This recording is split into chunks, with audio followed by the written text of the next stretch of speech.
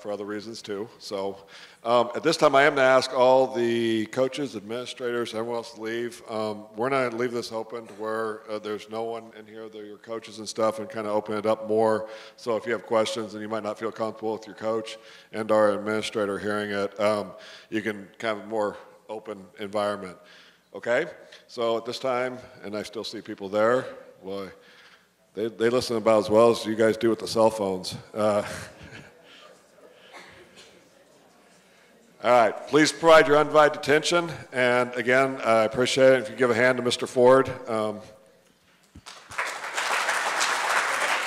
Thank you, Dean Smith. Well, and thank you to the men and women of Bellevue. This is a privilege for me. I'm a retired Los Angeles police officer, 27 years in the war zone. I don't know if some of you guys are familiar with Los Angeles, but the Echo Park, MacArthur Park area is kind of like downtown. Rampart Division is where I worked for 27 years, and it's the smallest division out of all 26 divisions in Los Angeles. I think it's now 6 square miles. The next smallest is maybe 12. And that's a lot of distance to cover, but Rampart is more like New York. It's up. It's really dense. And we have the highest murder rate. I think at one point when I got there, there were 148 homicides per year, okay, in 6 square miles. Okay, so we were busy every day. People often ask, well, how often did you have to pull your gun? My gun was out about 6, 7 times a day. And it wasn't just because I like hanging around with it.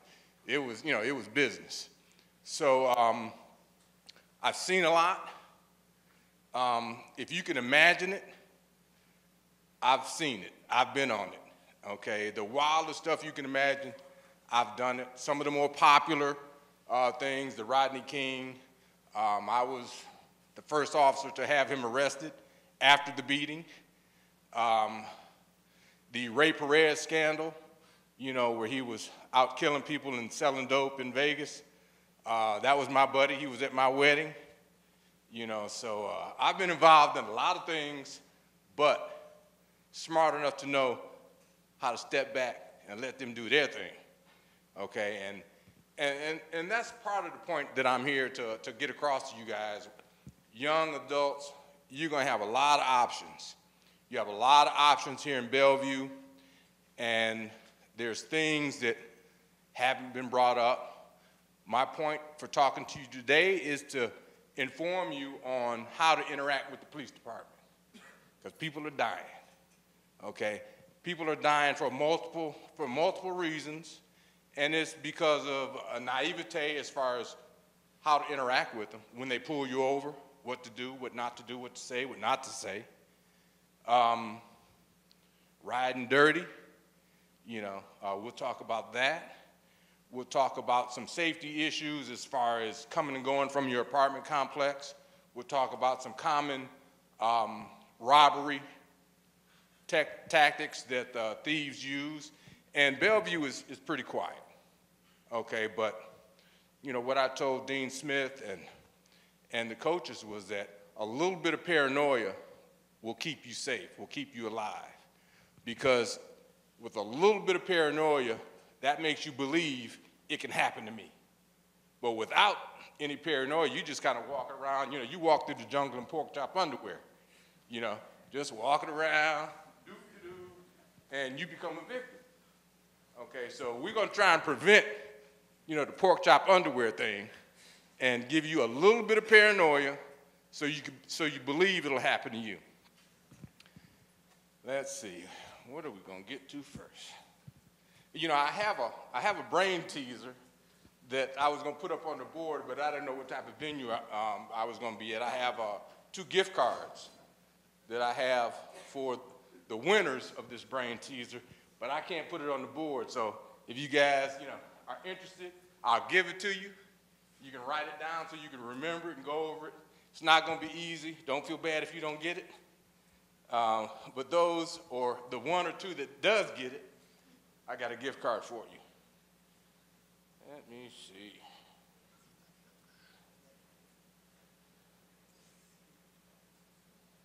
right, here it is. Brain teaser. What am I? It's a thing, okay? What am I? The builder doesn't need it. The buyer doesn't use it. The user never sees it. So, you might want to write that down, or you guys have college brains, so, you can remember it, but I'll repeat it once again. It's a thing. The builder doesn't need it. The buyer doesn't use it. And the user never sees it. So I'll leave that with you, and we'll go on to question and answers. I want to start off with question and answer now before we get into anything, because everybody in here has had confrontations with the police. Some way, somehow, whether it be positive or negative. Okay, so, with a show of hands, just tell me some of the encounters you've had, and we'll kind of hit on some of that. And by the time I get into the meat of this, we'll discuss better ways to handle it next time, or, well, my son just got a ticket the other day. And it was late at night. It was late at night. He was pissed, but I've always told him how to interact with police officers. I don't care if you're mad. Be professional, because you can dig yourself a hole, okay? You piss a police officer off, and all of a sudden, what he's giving you is going to grow, okay? I mean, he's going to look at how low your tires are. He's going to look at your tinted windows. He's going to look at your registration. He's going to kill you with stuff. You give him attitude. Even though, you think he's wrong and he's Adam Henry. You can explain to him what Adam Henry is, right? Okay. It's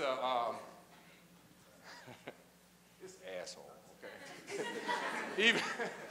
Even if he's an Adam Henry, you still have to be professional, okay? Because he can and will make your day worse, okay? So let's see, questions and answers. Give me baseball player, right? Give me a negative or positive experience you've had with the police, whether it be here or at home, doesn't matter. Actually, I got pulled over yesterday. Man, am I psychic or what? I was speeding, but she let me off for one. You were speeding here in Bellevue, yeah. Okay. And she let you off because of your wonderful attitude, because you had a great joke, what? Yeah, that was nice. So you got a ticket, and she let you off, and you were like, thank you, officer. And you had a better outlook towards police from that day on, right? Sure. Okay, give me somebody that's had a negative encounter. Okay, negative encounter. Women's basketball. You had a wreck when you were 16? Yeah. Okay. Okay. That didn't help, right? You told him off, and it didn't help. And then he let the judge know, and then the judge took it out on me, and I had to go to class. Woo! Yeah, like I pointed out earlier, you're not gonna win.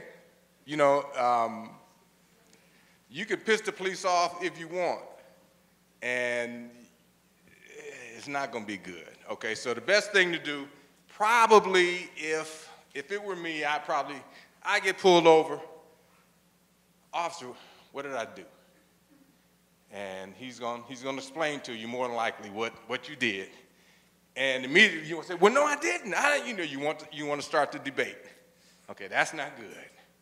Okay, he took his time to observe what he observed. He pulled you over. He's not looking to debate with you. Okay, he's looking for you to be professional. And when you get a minute, try and fall on the sword. Yeah, officer, maybe I did. Maybe I just, missed it for a minute. And, I know you got better things to do than the traffic stops, but maybe I did. Hey, I'm a great student at Bellevue, man, and this is going to kill me. I was wrong. Please forgive me. Something to that effect. But when you start telling the police, I didn't do it and you were wrong, you have just dug yourself a hole. Okay, so let's not dig a hole, okay? Traffic stops. Traffic stops are the most dangerous observation part of a police officer's duties in a day, because he is pulling over people he doesn't know where they're coming from, what they've been involved in, if they're riding dirty, if they're escaped felons. He doesn't know. And especially if there's multiples in the car. If it's one, okay, we can kind of deal with one, but oftentimes you guys ride, 4 deep, trying to get places. Okay, that makes the police officer nervous. Okay, I'm the cop, 4 deep, 4 guys, 4 African Americans, bushy hair, banging crazy music, they all over the place. Well, an officer is trained to look for the moments. Anything that makes the officer say, that's what he's going to pull over. That's what he's going after. Okay, we're in Bellevue, pretty quiet. You got 4 people bouncing around Friday, Saturday night. That makes you say, officer's coming to visit you. He's going to light you up. I want to see, what's going on? Okay, so anything that makes the officer say, is going to get you pulled over. Okay, you got 4 deep, you bouncing around, music's playing. This is what I want everybody in here to do. More than likely, the driver is your friend. So you need to take care of your friend and not make his life worse. Okay, because he's the driver, he's going to be responsible for everybody. Okay, so you just left a party. The 21-year-olds may have had a drink. The 19-year-olds, I'm sure, didn't have the drink. Okay, but they're still listening to the music and partying, right? Feeling good. Ha, did you see that? Yeah, okay. He pulls you over. Man, you're going to get a ticket. The driver's not trying to hear that. Okay? The officer, I'm looking at every head, every hand in that car when I put that light on you. If all of you guys are jumping around, my butt is tight. Okay? I'm like, I got something going here. And here in Bellevue, since it's so small, the time it takes to get a backup unit to back you up may be 15 minutes. That's too long. In Los Angeles, I can get a backup in like 2 minutes. So you would wait for them to come, and then there's 4 of you to go up and deal with all the bodies. But here, may just be one, and I'm gonna tell you, it's tight, okay? So what each and every one of you need to do for your friend, the driver, is put your hands where the officer can see them, stop jumping around, don't look for ID, I dropped my Skittles, don't reach down, because any movement makes that officer even more nervous, because now you're reaching for a gun. Okay, now you're getting real close to getting shot. Okay, and that's how people get shot. So, passengers, put your hands behind your head, hands are the only thing that can kill you. Feet can't kill you, shoulders can't. Hands kill police officers. So when he can't see your hands, he is nervous. Okay, so lights hit you, everybody's in. Okay, do your friend a favor, be still. Don't go look for your ID. The officer will come up to the car and he will give you further instruction. Until he gives you further instruction, everybody, be still. Okay, any excess movement, not good. Driver, hands at 2 o'clock, 10 o'clock on that wheel. They don't come off. Your driver's license is in the glove box or whatever, good, let it stay there. Because when you reach over and start getting it, what's that officer thinking? You're reaching for a gun. Now you're real close to getting shot. His butt is tight, it's dark, somebody's reaching for a gun. Not good. Okay, so what we're doing here is I'm trying to give you a perspective on what a police officer is thinking on a traffic stop. Also, I'm trying to give you an understanding of what to do to make sure that driver doesn't get shot. Okay, because he's probably going to be the one to get shot first because that's where the cop is coming. Okay, so driver, 2 o'clock, 10 o'clock, just sit there. Passengers, put your hand around your buddy's shoulder, something, out the window, whatever, just so they can make sure that, you know, it's respect. Use my hands, officer, I'm not reaching for anything. Okay?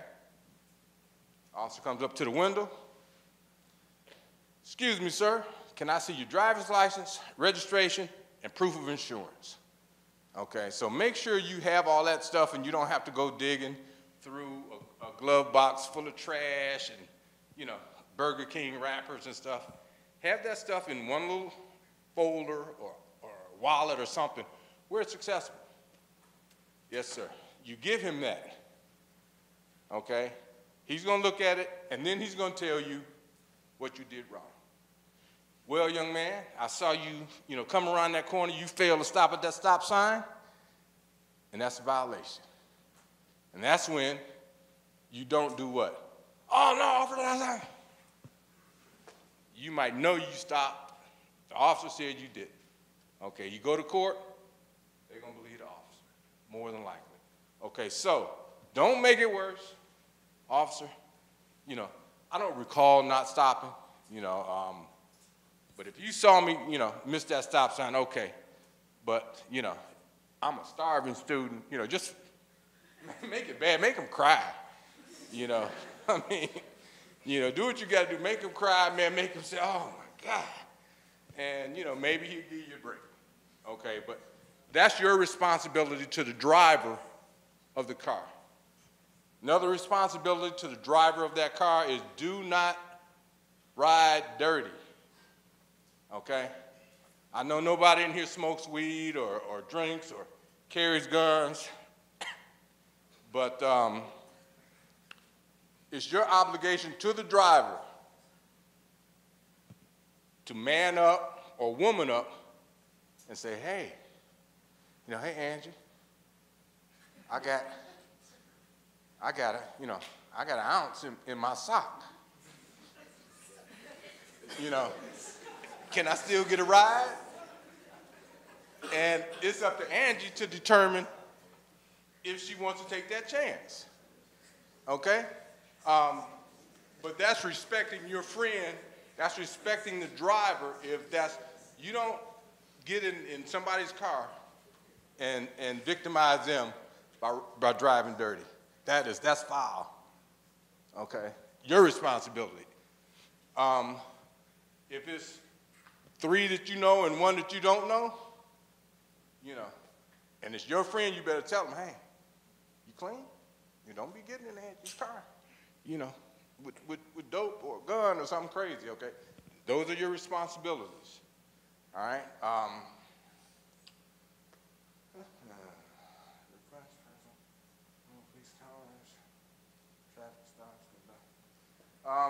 Anything else on traffic stops that you guys are curious about? Your rights or cops pull you out of the car because they want to search your car? Has that happened to anybody? You from Compton, right? Los Angeles? Who was from Compton? Okay. All right, but the Los Angeles kids would know, okay, because that's a practice. If it's multiples, they pull you out the car. Okay. If an officer is by himself, that's the worst thing in the world he could do, is to pull multiples out of a car by himself, because he can't watch all 4 people out on the loose. The best way is to keep him in the car, keep him contained, and he has a better chance of going home that night. But when you let 4 people out of the car, it's madness. You can't control that. So, one person comes over here, he's got your attention, the other one pulls a gun. So they want to keep you in the car until they get at least 3 or 4 other cops to assist, to make contact and to observe these other guys. Can they pull you out, or how long?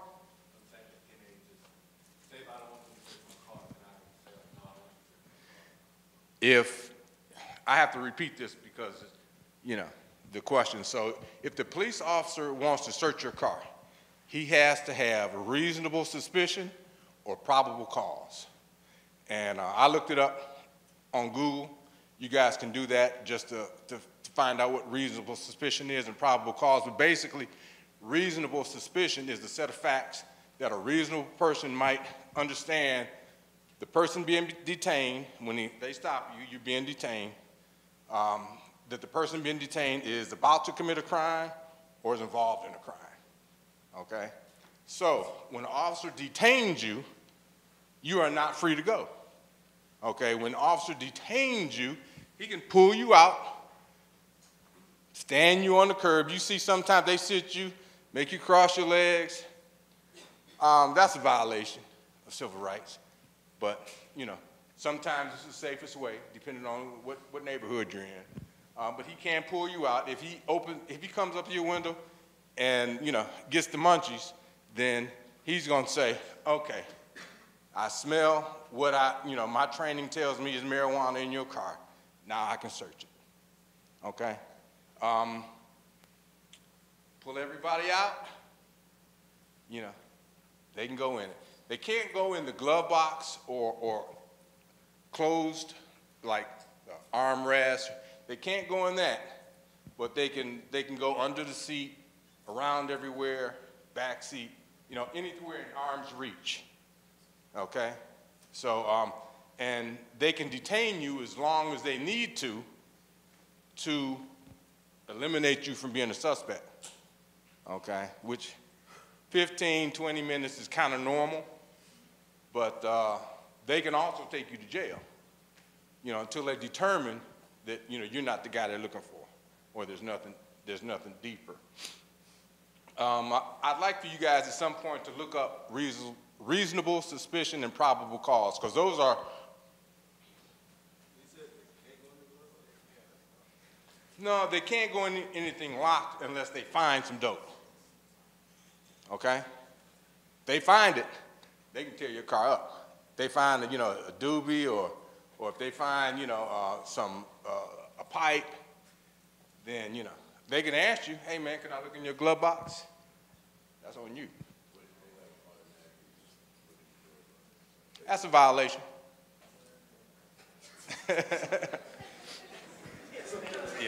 Yeah. If you're under arrest,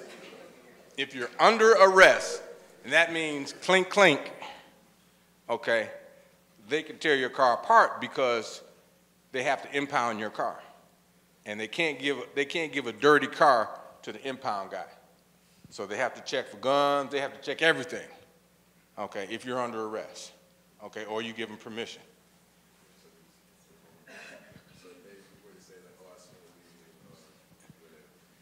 They say, hey man, you know, what you guys doing? Come on, man. Who got the dope? No, I'm just saying, I'm the cop. What you guys doing? hey, don't get scared and start running out the.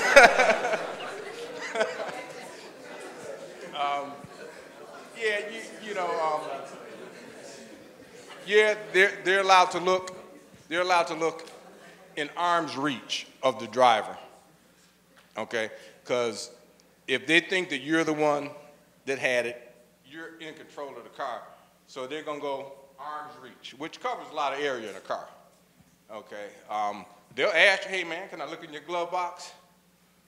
I prefer you didn't. Well, you know, just get prepared for everything else that's gonna come along with that. Oh, so why don't you step on out? And, you know, we can run you for warrants. We can do all these other things, you know, and man, I should have just let him look in the glove box. But, you know, that's some of the leverage that police officers have. What else about traffic stops? Anything about traffic stops that you guys are concerned about? Cops flirting with the girls, you know, wanting your phone number, you know, in order not to give you a ticket. So when can they breathalyze you, like, without having reason to? Well, they can't breathalyze you unless they have reason. They have to, remember these two, reasonable suspicion, probable cause. Okay, so reasonable suspicion is, hey, you know, I think this person is involved in a crime or is about to be involved in a crime. That's reasonable suspicion. Probable cause is a set of facts that tells them that this person is involved in a crime and they can be arrested because of that. Okay, so when I pull up on you, roll down the window, and your pupils are dilated, you know, like little pins, okay, I mean, you know, police officer 101, okay, you know, you're on some type of drug, okay? So that's my reasonable suspicion right there. You know, so now I can pull you out and I can give you the FST, the field sobriety test, okay? If you refuse that, then he said, okay, you're under arrest. He puts you in the back of his car, takes you to the station, and then they can take blood, they can do everything they want. Okay, so that's when they can give you the breathalyzer. Question? So, let's say you get put over, you don't got, like, your friend got, like, a few roaches in his car. Riding dirty. Okay. Okay. So we want to know if they pull you over and your friend got a couple roaches, can you be arrested for that? Yeah. Yeah, if they find fruits of the crime, you know, it's good. You know, they can go in and then search what they need to search. Can they charge him? Well, that depends on the officer. You know, 9 times out of 10, a couple roaches, you know, a couple, you know, small, insignificant pieces of marijuana, it takes more time to book that and take you to jail and arrest you for what's going to be an infraction. It's not even a misdemeanor. They can give you a ticket, okay, for that. So you have to really have pissed that guy off, or he has to probably, you know, want to go into the station and get out of the rain or something, okay, to really mess with you on that. Question?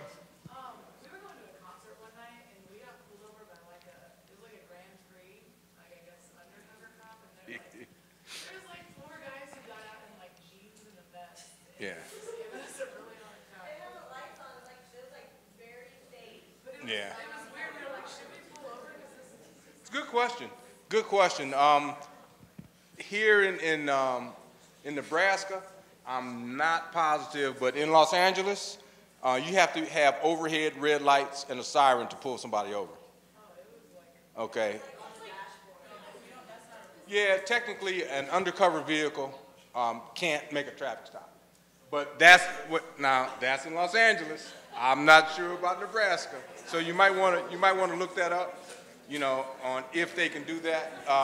And that kind of gets into, okay, I'll wait. I got time. All right. Part of what I'm going to talk about later is, you know, police, when we were kind of getting to it, police being unprofessional. You know, women mostly get pulled over, and the officer, you know, he's feeling, you know, godlike, and, you know, you're all nervous. Oh, please, officer, please. And, okay, now he feels he's got you. Well, you know, you're kind of cute, you know.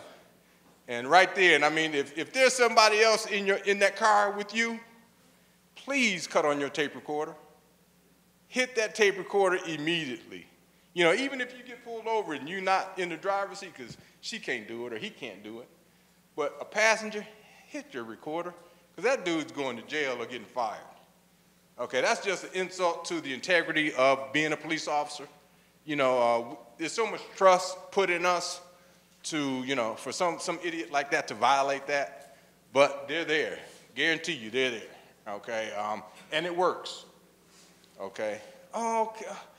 You sure? And, you know, next thing you know, you out to dinner or they're over the house, and, you know. So that is very real. It happens.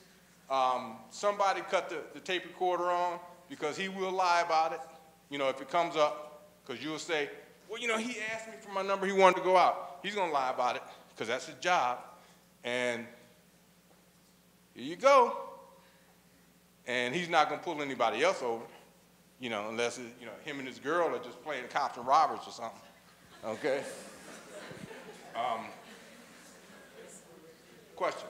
Why was it going to be 4 police officers detaining a single drunk driver? Why 4 police officers to detain 1 single drunk driver? Well, it could be a variety of reasons. The primary officer could feel that it's unsafe, with that 1 driver. Other officers will hear him broadcast that. Hey, Adam 12, I'm, at Betts and 370 pulling over a drunk driver. Okay, well, other officers hear that. If they're not doing anything, they're going to respond.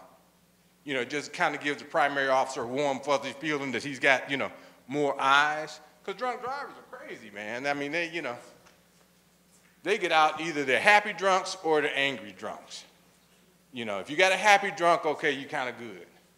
You get an angry drunk, fight is on. So it's always better to have more officers there than suspects, because then that takes a little of the machoism away from the guys getting ready to fight with the police. Okay, more eyes, more safety. Any more questions on that? Is a gang unit? Well, technically, like I said, in Los Angeles, a gang unit will request a traffic unit or a patrol unit to their location. And the patrol unit will become the primary unit. The gang unit can be secondary.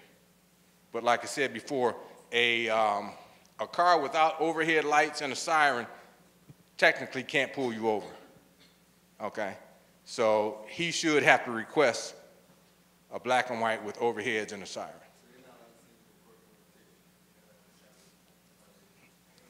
So they gave you a ticket? The undercover unit gave you a ticket? Don't be ashamed, man. Okay. You know what? Policy-wise, in Los Angeles, they're not supposed to. Do they do it? Yeah. But a lot of the times, because of that,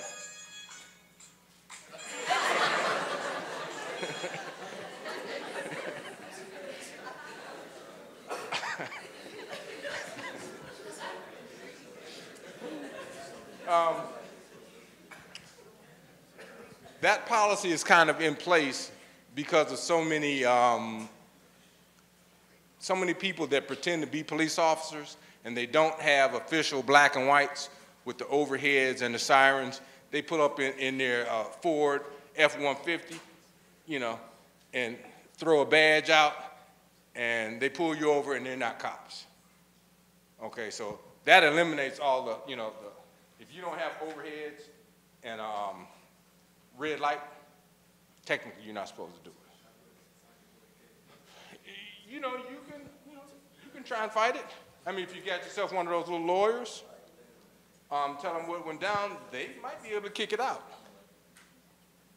I mean, it's, You already paid for it? Okay, well, you good then. Hey, next time, just, pull into somewhere lit, the grocery store, or drive to the local police station, and then get out. Then they're less likely to, try and do something in the gray area, because now, too many people, say, hey, man, I thought you couldn't pull me over, unless you had overheads. I can do what I want to do. I'm the police. You get the godlike guys out there, the knuckle draggers. They think that, the badge wears them. They don't wear the badge. All my recruits that I train, first thing in the car, I tell them, look, if you're going to be a police officer, your duty to the public is for you to wear the badge. Don't let the badge wear you. But you got a lot of guys, girls, that come on the job that had sand kicked on them on the beach when they were kids, or, they got punked in school and bullied. And so now, first thing they want to be is a cop. I'm gonna wreak hell on them now. And they're out there. They want revenge. So they lose sight of what it is to be a police officer. The badge starts to wear them instead of, you wear the badge. So you get those out in the field. be smart. As much as you want to go off on them, be professional. Passenger, if you got a phone, tape it. It's always good. You know, your word against theirs. Don't drive dirty. You know, don't do that to, you know, your friend. Just, you know, leave it somewhere, man. Come back and get it. You know, whatever you got to do. Don't do that to them. All right, we're kind of getting through this pretty good. Any more questions on traffic stops? Okay. Now, a more sensitive topic, and it's not to exclude anybody, but all of you watch the news, all of you have seen African-American men being pulled over and abused. Most of my guys are in the front row. It's very real. It's very true. I would probably say 25% of the people on the police department don't need to be police. They're afraid, but they're intelligent, they can pass the test, they can do the things necessary to get the uniform and the badge, but you put them in the line of fire, they're gonna curl up. You know, so traffic stops are really frightening to those individuals.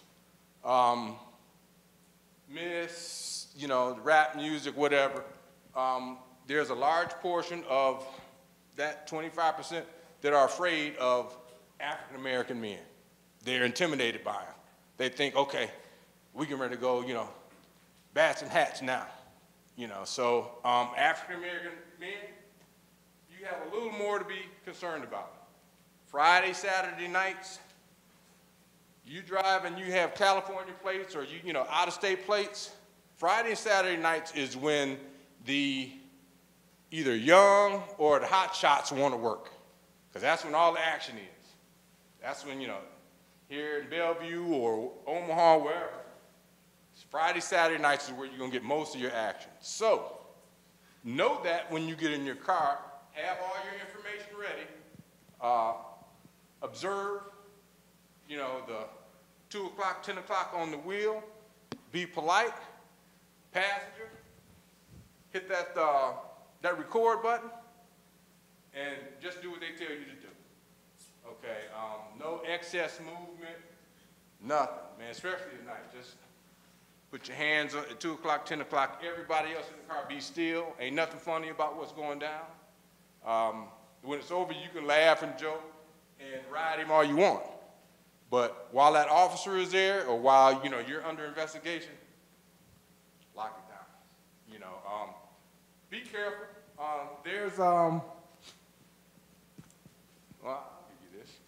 When I was a rookie at my station, I was one of 3 blacks out of 400 and some officers at the station. The area was 99.9% Hispanic, and the station, the police officers, maybe 40% white, the rest Hispanic, and then me and my 2 other African Americans. Okay, when the riot started, I came to work, I had a Confederate flag hanging on my locker. Okay, these are supposed to be your brothers in battle, and you know, you go to war with them, and all of a sudden somebody's flying some different colors. Okay, it's out there. They don't always run around, you know, professing, you know, what they really want or what they really dislike, but it's out there. Okay, be careful, be smart, don't ride dirty. You know, Friday, Saturday night, slow it down. You know, I mean, don't draw attention to yourself. Okay? Any questions on that? Any questions from you guys? I mean, you know, I know that I kind of directed that to the African Americans, but you know, you guys may have friends or maybe have concerns about that, and this is open, man. You can be real with me, because you know, be prepared for my answer, because I'm gonna be real with you. Okay, so don't hesitate.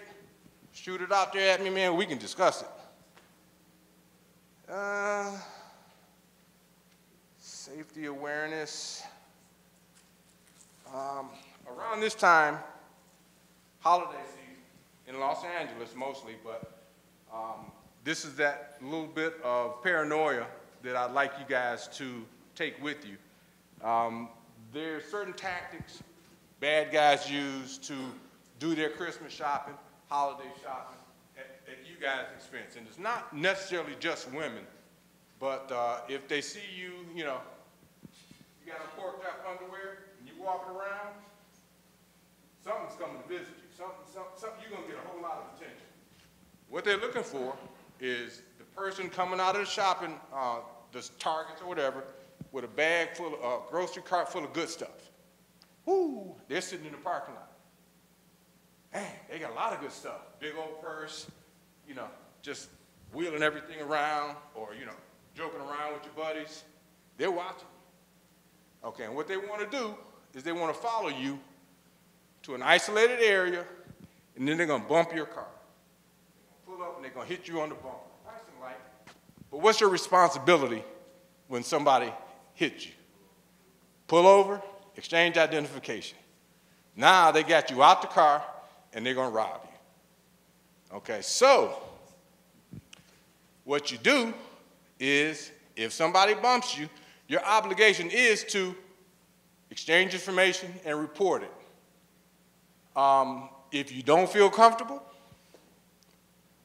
because you heard it from Officer Ford that, you know, that's a tactic that thieves use, throw your hand out the window and say, follow me. And you drive to the nearest, you know, Baker's or some parking lot that's completely lit with a lot of people, or to the local police department, and then you stop. And then you exchange ID, and you're perfectly legal, okay? But if you don't feel comfortable, do not stop. Do not fall for it, okay? Another holiday ploy by bad guys is it's mostly with women. They'll find a woman, once again, with, you know, a bunch of stuff, you know, preoccupied with getting everything in different places, and they'll be sitting in the parking lot, and they'll follow you home, okay? What I suggest with my wife and my friends is 3 blocks before any of you get home, start checking your rearview mirror for every turn you make. Okay, if you make a right turn, quick peek. Is there a car behind you? Okay. Next turn, is that car still behind you? Okay, your antenna should go up. Okay, it might just be a fluke. Maybe they live in the neighborhood, maybe not. Do not take them to your house. Do not drive up into your driveway, ha, ha, ha, I'm home. Because now they know where you live. Okay? They're going to wait, they're going to come back, and you're going to be a victim. Okay? Don't take them to your house. But the only way, you know, you can know that you're being followed, I say 3 blocks. Every turn, take a look. Guys, too. I mean, you know, you get followed home.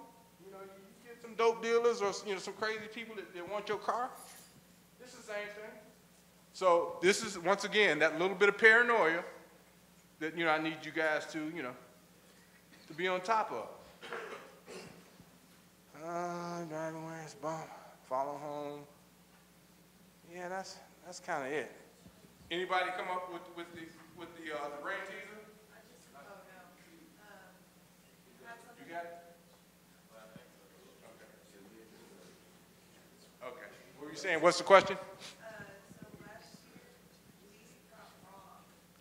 Last year we got robbed. I have to repeat this. Who is we? Your family? At your residence where you live? Okay, okay, okay. Okay.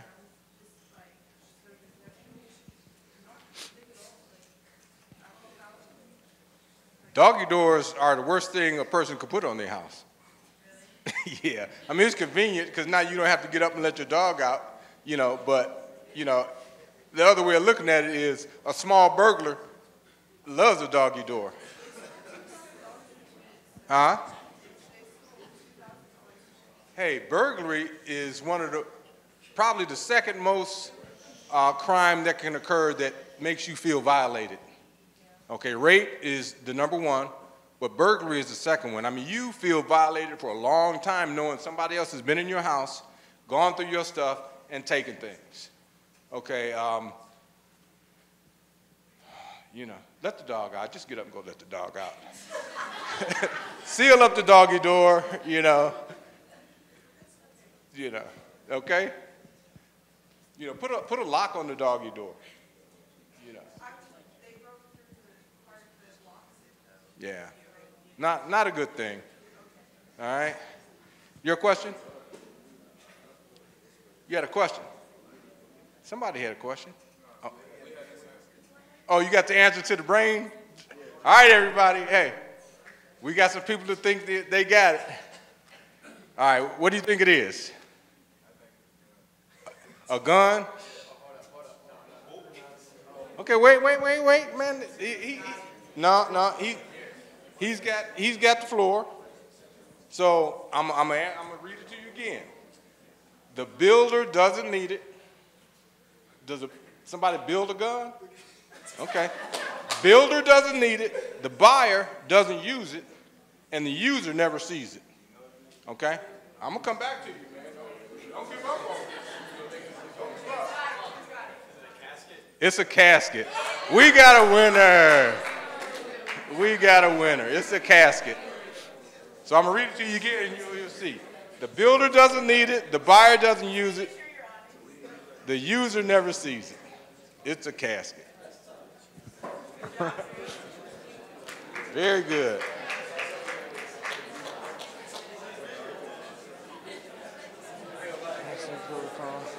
Okay. All right, you guys, here's very important traffic accidents. You guys get into a traffic accident. Traffic accident. What's the first thing you do? You have a collision, and what you gonna do? Yeah, you see how your butt feels right now? That's exactly what's going to happen when you have an accident, but maybe tenfold, okay, because you had an accident, so you're really nervous. So you're just on the spot now. So this is why I'm giving this to you. So go ahead and tell me. Well, it depends on where you're at. If you're not in the area to get out of the car, your car can move, like pull it off inside, or get in an area where you can be safe to get out of the car. Okay, and what if the other person not willing to follow you? Not following, they take off, find their license plate. Okay, you know that's not bad. Doesn't meet the criteria though because you have to exchange identification. Okay, so I'm gonna give you protocol for a traffic accident. At the scene of a TC, you need to check yourself and the involved parties in the injury. Okay, if you can get out and everybody's okay, you need to get out. Hey, you okay, man? You good? Okay, all right. Once everybody's good, then you need to request their driver's license, proof of insurance, and registration. Okay, they have to have all of that, and it has to be current. Okay, when I was younger, we didn't have phones with cameras. So, you know, as tight as our butt was, we had to try and write that stuff. And it would be scribbled, man, it'd be, you know, you forget, you know, the protocol of questions that you're supposed to ask that you need for your insurance company, or if that other party sues you, to give to your attorney. So, you know, it really helps if you have all the information. So, if you're not injured, you get out, ask the other party if they're injured. If there's injuries, you immediately dial 911. Okay. Then you request a driver's license, proof of insurance, and registration. Drivers must willingly produce it. If the driver refuses any request or cannot produce it, call the police. They have, you know, that's part of the obligation of driving. Okay. You have to have all that stuff. It has to be current. Take a photo of the point of collision with the license plate visible if you can. So if two cars that hit, you want to get out, you want to take a photo of the collision area, and including their license plate if you can get it, if it's not on the ground. If there's any skids, you want to get the right angle so you can see the accident and get all of the skids, okay? Because skids are huge, because they say, oh, they never stop. Well, you know, they could measure the skid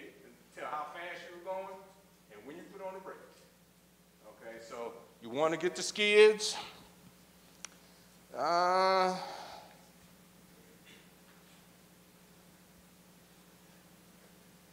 want to get the skids, you got all your ID, parties free to leave, PD can be contacted, but may not respond. If there's no injuries, police sometimes won't come. You know, well, I'm gonna call the police, but if there's no injuries, it's exchange of identification. Okay, sometimes they may come because they don't have anything to do, and that's fine. Call them, see what they say. Do not admit guilt. Don't get out and say, yeah, you know, I didn't see you. Stop pretty quick now. Never. You know, even if it was your fault, don't admit the guilt. Let your attorney fight for you know, your clearance. Because the other person, you know, they might have done something wrong and, you know, they could be the cause of it. You just think you're wrong because you hit them from the rear. And 9 times out of 10, you're right. You hit somebody from the rear, you're usually wrong. But don't admit it. Well, you know, I don't know about that, you know. We'll just exchange identification and have our insurance company deal with it.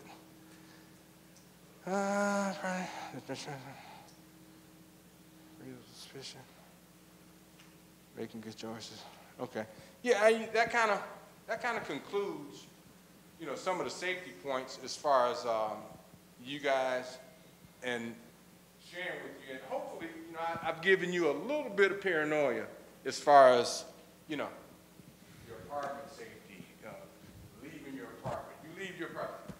Never tell people, because they'll ask you, hey, you gonna be home this weekend? Who's at your apartment? Ain't nobody gonna be there. We all going. You see all these stars that FaceTime or whatever, tweet, what is it? We're in Jamaica. And the bad guys, they're in your house. Okay? Because you just told them we're in Jamaica. Okay, so it's usually somebody you know that breaks into your apartment. Okay, it may not be 1, 2, or 3 in the line of best friends, but it could be 4, 5, or 6. Okay, they know your system, and they're going to just, yeah, you going to be here this weekend? Okay, we all going in. Okay? Always tell them, girl, I got people in town, you know, they staying over, I wish they would go, but they're going to be there all weekend. Just throw them a bone the other way. You know, make them go to somebody else's house. Never give up all your info. Okay? Leave a light on, leave some music on. You know, not people think, okay, somebody's there. You know, those are just little tips that you ain't always going to be in Bellevue. You're going to be in L.A., you're going to be, you know, different places, man, where bad guys is for real. You know, and they're looking to prey on you, so a little bit of paranoia. All right? Any questions? Anything? You guys hungry, huh? Want to get on your phone again? Huh? What'd you say? All right, you guys, thank you very much for your time.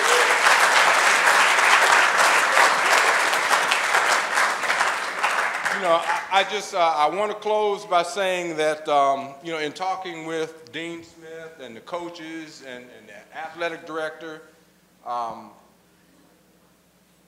they love you guys. Sometimes it doesn't seem like it, you know, because you've gotten yourself in some trouble, but they wanted to make sure that I let you guys know they love you guys, and, you know, if you hung up, you can come to them and talk to them about things, and you know, they'll try and help you. You know, they wanted me to tell that to you because sometimes teenagers don't want to go to adults with issues or whatever, but they were really sincere about, you know, me telling you that, and just know, all these people care, man. You know, I hear they invite you over to barbecues and Thanksgiving, and man, you can't go to other colleges and get that. This is a special environment right here, so enjoy it and take advantage of all the professors and the staff that, you know, open their doors to you. You know, you are in a great spot, all right? So thank you once again, and please, you know, take some of that and use it, okay, or pass it on. Thank you.